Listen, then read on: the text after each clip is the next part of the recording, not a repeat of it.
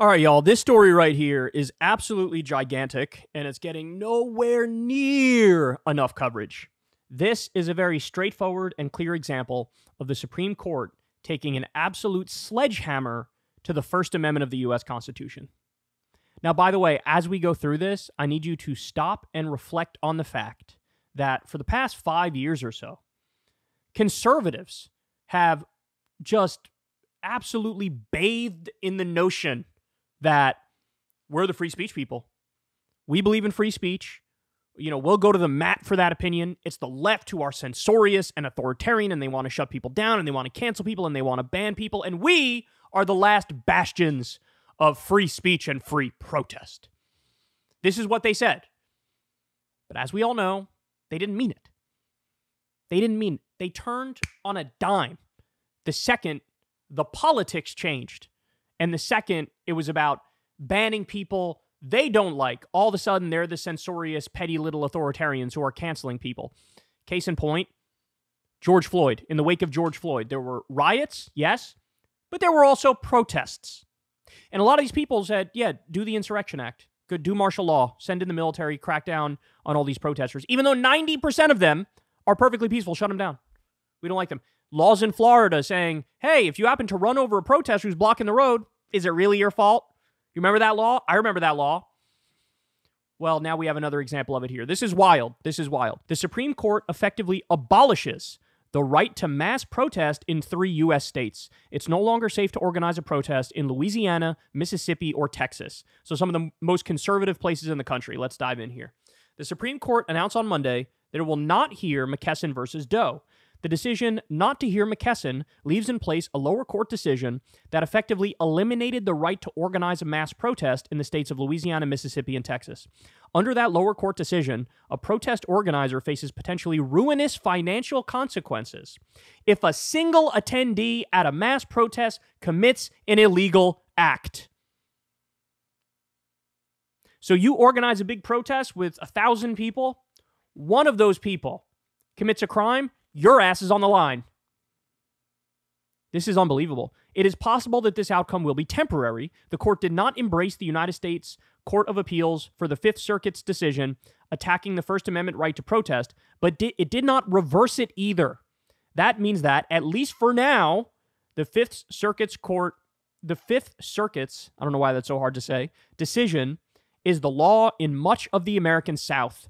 For the past several years, the Fifth Circuit has engaged in a crusade against DeRay McKesson, a prominent figure within the Black Lives Matter movement who organized a protest near a Baton Rouge police station in 2016. The facts of the McKesson case are unfortunately quite tragic. McKesson helped organize the Baton Rouge protest following the fatal police shooting of Alton Sterling. I remember that. During the protest, an unknown individual threw a rock or a similar object at a police officer. The plaintiff in the McKesson case, who is identified only as Officer John Doe. Sadly, the officer was struck in the face and, according to one court, suffered injuries to his teeth, jaw, brain, and head. Everyone agrees that this rock was not thrown by McKesson, however, and the Supreme Court held in NAACP versus Claiborne Hardware that protest leaders cannot be held liable for the violent actions of a protest participant, absent unusual circumstances that are not present in the McKesson case, such as if McKesson had authorized, directed, or ratified the decision to throw the rock. Indeed, as Justice Sonia Sotomayor points out in a brief opinion accompanying the court's decision not to hear McKesson, the court recently reaffirmed the strong First Amendment protections enjoyed by people like McKesson in Counterman versus Colorado. That decision held that the First Amendment precludes punishment for inciting violent action unless the speaker's words were intended, not just likely, to produce imminent disorder. The reason Claiborne protects protest organizers should be obvious. No one who organizes a mass event attended by thousands of people can possibly control the actions of all those attendees, regardless of whether the event is a political protest, a musical concert, or the Super Bowl. So, if protest organizers can be sanctioned for the illegal action of any protest attendee, no one in their right mind would ever organize a political protest again.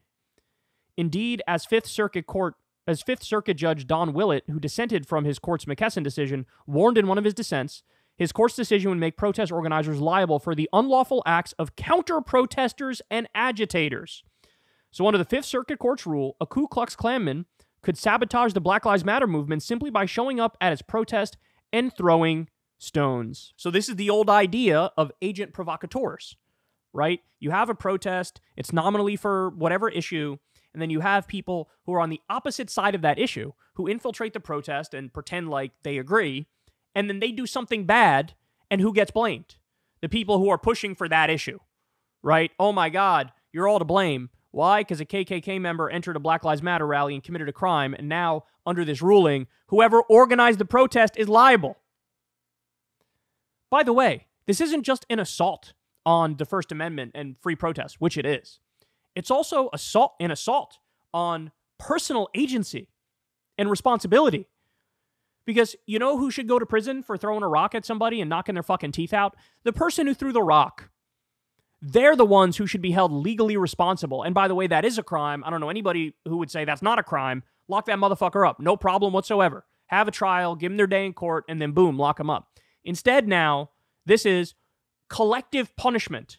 All of you involved in the protest, even if you were perfectly peaceful, you're now responsible. Most importantly, the person who organized it is responsible. Even if that person comes out and says, do not do any violence. Doesn't matter. You're now responsible. Where are all the free speech warriors?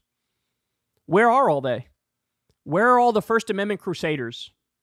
Where's Ben Shapiro? Where's Dave Rubin? I'm waiting. I'm waiting. They won't say dick about this.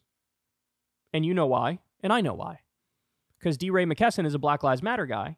D. Ray McKesson is nominally on the liberal side or the left of the political spectrum.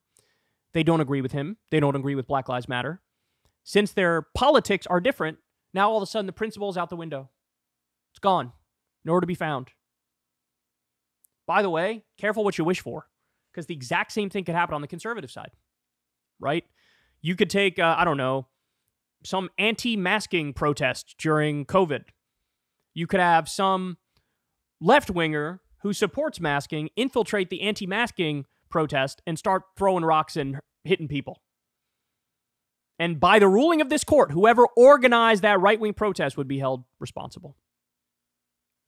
This is absolutely disastrous, man.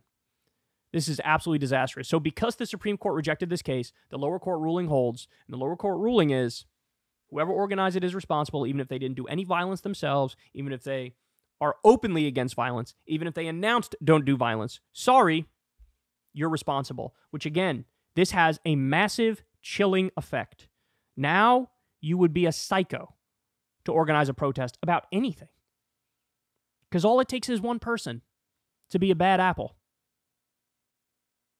And then the leader is responsible, which by extension means everybody there is responsible. There's just going to be no more people having protests anymore. An all-out war on the First Amendment, an all-out war on free protest, an absolutely preposterous decision. And yet again, another day, another one of our rights, slowly but surely going away. And this time it's not even so slow. We talked about it the other day with the extension of the illegal, warrantless FISA spying. Extended for 2 more years. Protection from unreasonable search and seizure? Gonzo. That's been gone since the Patriot Act days. Free speech, free protest?